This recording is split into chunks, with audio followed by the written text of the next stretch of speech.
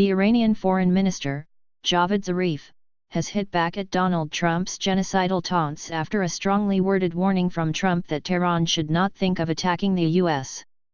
Goaded by B_team, Zarif wrote on Twitter, in an apparent reference to Trump advisors such as John Bolton, "At real Donald Trump hopes to achieve what Alexander, Genghis and other aggressors failed to do. Iranians have stood tall for millennia while aggressors all gone. Economic terrorism and genocidal taunts won't end Iran."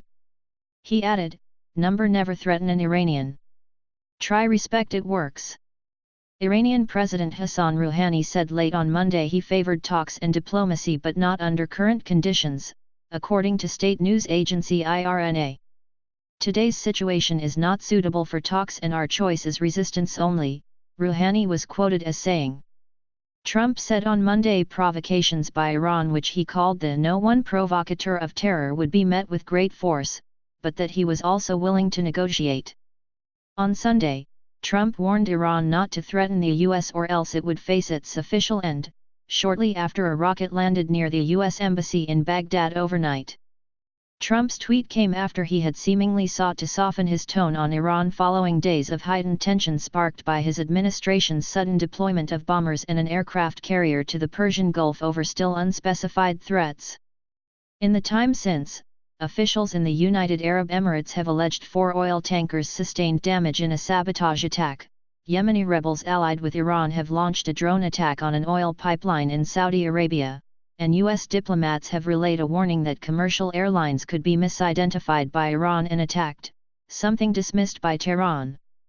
All these tensions are the culmination of Trump's decision a year ago to pull the U.S. out of Tehran's nuclear deal with world powers. And while both Washington and Tehran say they do not seek war, many worry any miscalculation at this fraught moment could spiral out of control.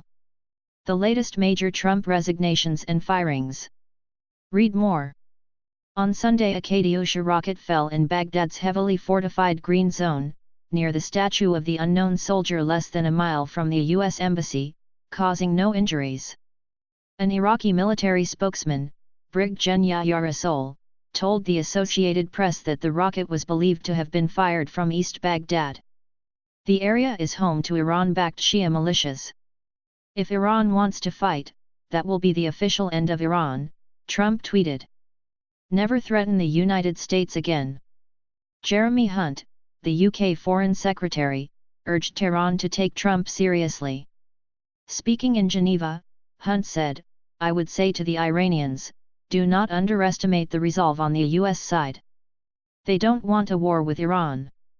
But if American interests are attacked, they will retaliate. And that is something that the Iranians needs to think about very, very carefully." Trump campaigned on pulling the U.S. from the 2015 nuclear accord, under which Iran agreed to limit its enrichment of uranium in exchange for the lifting of economic sanctions. Since the withdrawal, the U.S. has reimposed previous sanctions and come up with new ones, and it has warned nations around the world they will be subject to sanctions too if they import Iranian oil. Iran has announced it will begin backing away from terms of the deal, setting a 60-day deadline for Europe to come up with new terms or else it will begin enriching uranium closer to weapons-grade levels. Tehran long has insisted it does not seek nuclear weapons, though the West fears its program could allow it to build atomic bombs.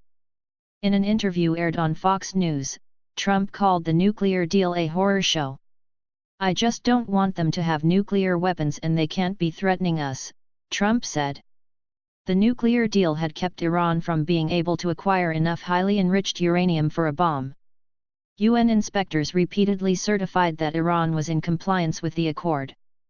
There is an open debate in Tehran over whether Trump is seriously threatening war with Iran or instead using a form of psychological warfare to persuade the Iranians to renegotiate the 2015 Iran nuclear deal.